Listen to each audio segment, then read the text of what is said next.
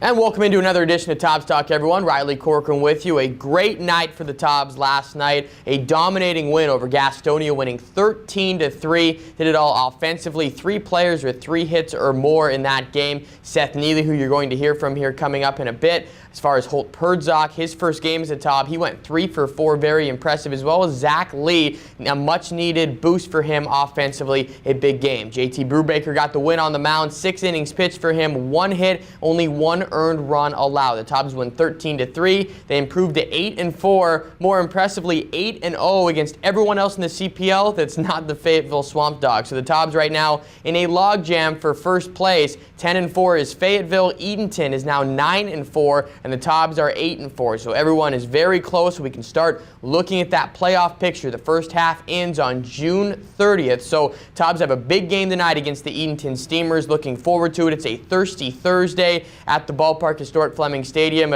But a nice cold beverage will go along with this hot temperature tonight, so make sure to come out to the ballpark and enjoy it. A good pitching matchup as well. Adam Bray will go for his first start for the Edenton Steamers from South Dakota State. The Jackrabbits were at a pretty good year this year. He'll face Matt Borns, who was turned into the ace for the Wilson Tobs and putting up good numbers. The Tobs will need an impressive performance from him. As we look on today's episode of Tobs Talk, we have Austin Love coming up next. You'll talk with Seth Neely, as someone that had a great game. 4 for 4 last night. An interesting story for him. He had to overcome a lot as far as injuries are concerned. He initially signed at Clemson and had to work his way back up to play at Wofford, but he had a great game last night, a good story. We'll talk with him. Of course, Matt Michael will join me later on in the show to preview tonight's game against Edenton. It's all coming up next. This is Tobs Talk on Greenlight.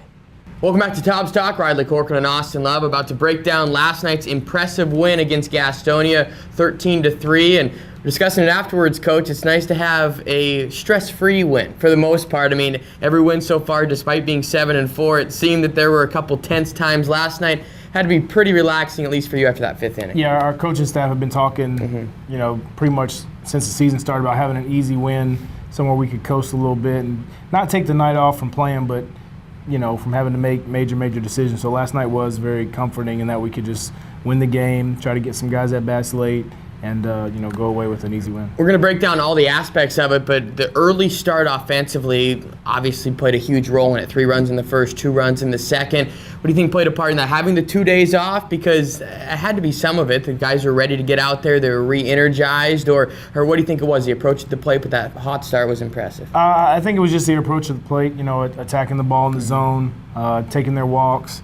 Ridge, I love him as a leadoff hitter because he fits my kind of game where if they lay a fastball in there, he will smoke it, and if it's a ball, he works the count. Him getting on was huge. Seth Neely's double was huge after my blunder with the lineup card.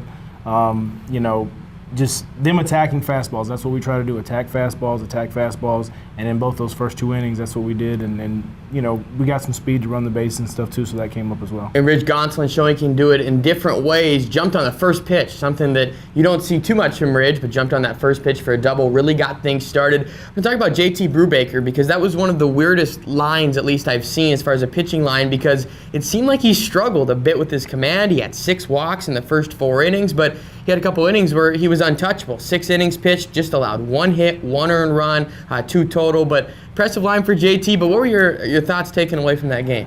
Early in the game, it was very frustrating. I know the humidity and moisture, may have played some part in it, but it was frustrating because we felt like with his stuff, if he would just attack the zone, we'd be fine. And he struggled with that early. But him and Coach Serber got together, and they talked a bit. And I want to say his last three innings, he went out there and really filled up the zone and pretty much was dominant after struggling pretty bad early. And JT Brubaker ends up moving to 2-1 on the season. From the hitting side of things, a lot of impressive games. Seth Neely, who we're going to talk to here in a second. Also Holt Perdzak, his first game, he goes 3 for 4. Zach Lee has 3 hits. He only had 2 coming into that game, so impressive for Zach. Hitting all around. Let's just talk about those 3 guys, I guess. Seth's approach, 4 for 4. Then Holt in his first game, pretty good at 3 for 4. Yeah, Seth's been working on his stroke. His timing's off depending on when he starts with his leg kick and stuff. But last night he was dead on, and hopefully he'll continue that. And Holt, he's exactly what we expected, right. Watching him take BP. Hitting just appears to be easy for him, whether it's lefty, righty. It's very, very elegant just watching him swing. And Zach needed a game like that as well, because he's hit some balls very hard at people, and he always plays hard. And him getting some hits was really good for his morale, and hopefully he'll continue to do that too. And talking about Holt Perdzak, for him, only his 7th start of the year when you talk about Mississippi and with the Tobs. So wants to get that playing time, wants to get more reps, improving that in his first game. As far as tonight now, a big game against Edenton, and we can start talking, I think, about the standings a bit, because we're winding down, believe it or not, the first half, only 2 weeks from being over, and it's a logjam. Fayetteville, as far as Edenton and the Tobs right now, 4 losses in that loss column. How big really is tonight's game? I mean, obviously biggest of the season so far. I think tonight's game is huge. We've actually handled Edenton pretty well in a couple times we played them early. But as soon as we left town, after beating them pretty good the last time we played them, they kind of went on a roll here, and they've been winning games pretty steadily. So, they're going to have an arm that's going to be pretty good, and we're going to throw a pretty good arm and Matt Bourne's at them. Again, I think it's about our offense attacking fastballs and being aggressive on the bases, because we know we're going to get out of Matt. He's going to attack the zone and keep the ball down and keep us in the game. So we got to win these games with the guys that are at the top of the standings with us. And Edenton has won 9 of their last 11 games since losing the first 2 of the season to the Wilson Tobs. Game time at 7 o'clock. Again, Matt Bourne's against Adam Bray for Edenton. Should be a good pitching matchup between some righties on the bump. We'll talk with Seth Neely coming up next. This is Tobs Talk on Greenlight. We were back on Tobs Talk. Riley Corcoran joined by Seth Neely, who had a phenomenal game last night. 4 for 4, a couple RBIs, 2 doubles in the gap, as well as 2 singles. And Seth, this first question, I mean, what was working so well for you? Your approach at the plate, do you think that the days off rejuvenated you, or do you think prompted the big game for you? I'd say going into that first at bat, I was a little confused, so I wasn't exactly sure what I was thinking, but I mean, everything turned out good, so. And to take me through that, because we prefaced it a little bit earlier with Coach Love, I wasn't going to throw him under the bus on air, but there was kind of a lineup mix-up where you were listed as 6th in the official batting order, but 5th in the dugout. So it was a bit confusing, and Holt Perdzak went up there, took a ball, and then they said, "Hey, Seth, you're up." What was going through your head? Has that ever happened to you before? I don't think that's ever happened to me before. I heard my walk-up music playing, and I had no idea what was going on, and then it all sorted out. I didn't know if I messed up or what exactly happened, but. And for you, again, 4 for 4 last night, a big game sitting in the number 5 hole, I guess, technically. But for you, so far this season, kind of got to a slow start, I guess, with the Tobs, more because you weren't getting much to hit. You were walking 3-4 times a game and a patient approach at the plate. But as far as the 2 or 3 weeks has progressed, how happy are you, especially after last night? Swing feels good right now. I know early in the summer I was getting spun a lot and thrown outside, and that kind of happened during school ball, and it's a little frustrating, but you learn to deal with it, and it is summer ball, so you're going to get a ton of fastballs to hit as well. So. And again, playing last year at Wofford, and you have a unique journey to get here. Went through some turmoil when you started your college career. Tell everyone a little bit about that, the unfortunate injuries, and where you ended up playing before now eventually at Wofford. Yeah, going to Clemson out of high school, and then the 3 injuries was just kind of a little frustrating, because I never had been hurt, never broke a bone, never had a major injury until I got to college, and then just 3 in a row. And taking the red shirt and watching my buddies play and not getting to play is a little frustrating. And then the whole situation I was put in, I guess, I mean, one word would be frustrating, but like I told you when I got here, I wouldn't take it back for anything. I'm happy with what happened.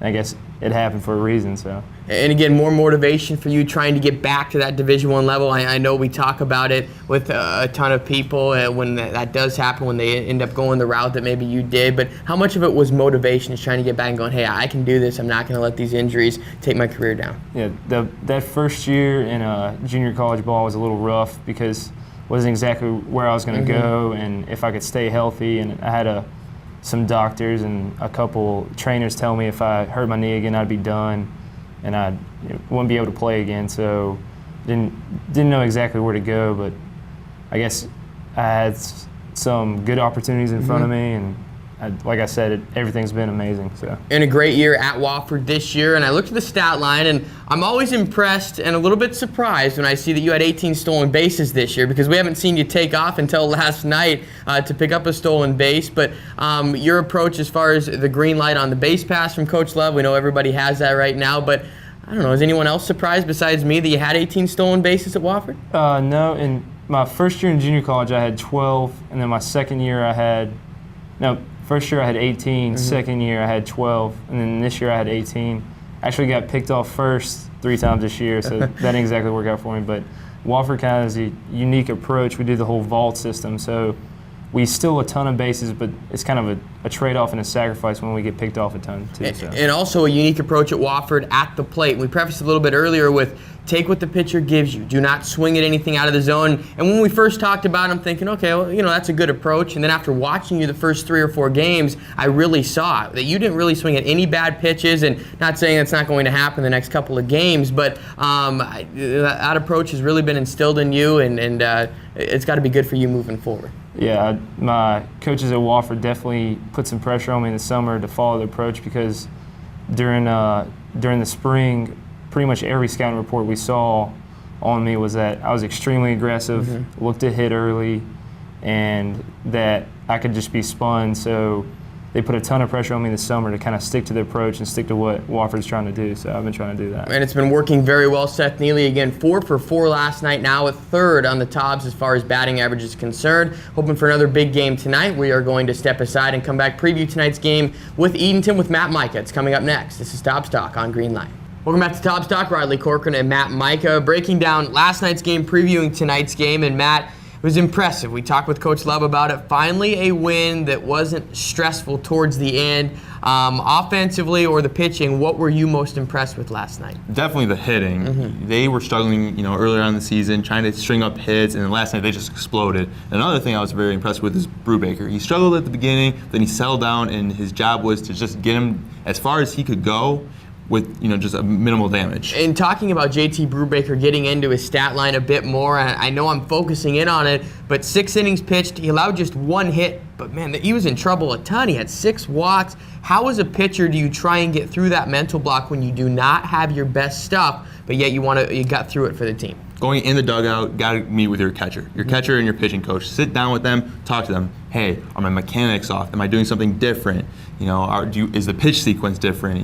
Let's do something new, and then just go right back out there and just shove. You made a great point on air last night about maybe the humidity, the stickiness. Remember, JT Brubaker is from Ohio. Yep. He pitches at Akron. He is more used to pitching in 30-degree weather than last night when it was 90 at game time, but it felt like over 100 degrees with how sticky and how muggy it is.